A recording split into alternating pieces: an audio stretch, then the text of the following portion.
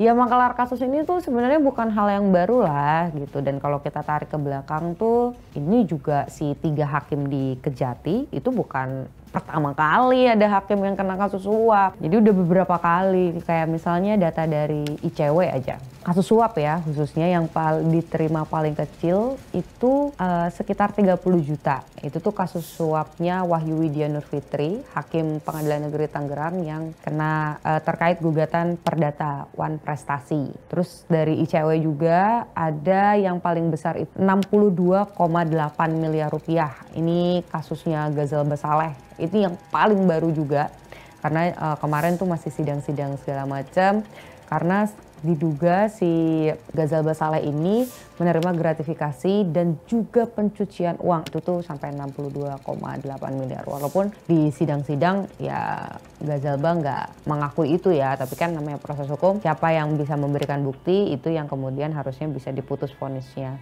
Ada juga mantan Sekretaris Mahkamah Agung Nur Hadi menerima suap dan gratifikasi 83 miliar rupiah bareng sama mantunya si Reski Harbiono. Itu dia nerima suap dan juga gratifikasi di periode 2012-2016 dalam pengurusan perkara PT KBN versus PT MIT di Pengadilan Negeri Jakarta Utara. Jadi sebenarnya tuh banyak banget, bahkan kalau ngeliat datanya ICW itu tuh daftarnya panjang dari 2011 sampai tahun 2023 aja ada sekitar 27 kasus penerimaan suap.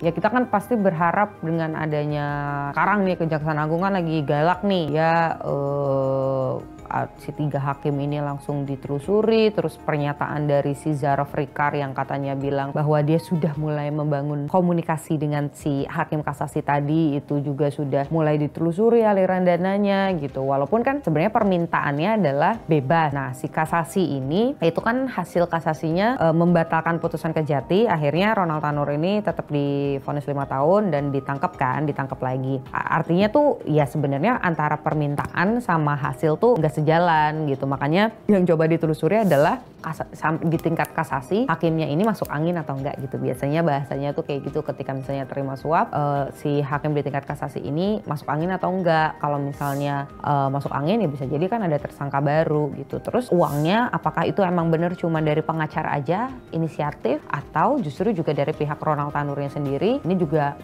ada upaya itu. Nah berarti kalau nanti misalnya terbukti ya berarti Ronald Tanur harus menghadapi 2 masalah hukum. Pertama soal suap, yang kedua soal kasus penganiayaan yang berujung kematian. Terlepas dari itu semua, kita berharap kasus ini bisa berjalan dengan jauh lebih baik gitu ya. Kita berharap nggak ada masuk angin, vonisnya hakim dan juga misalnya jaksa ketika menyusun berkas-berkas itu bisa menghadirkan bukti-bukti yang kuat juga, supaya nanti ketika ada di meja pengadilan, meja hijau ini bisa ya udah adu fakta dan membuktikan kebenaran yang seutuhnya itu seperti apa, jadi hakim bisa menilai juga lebih fair gitu.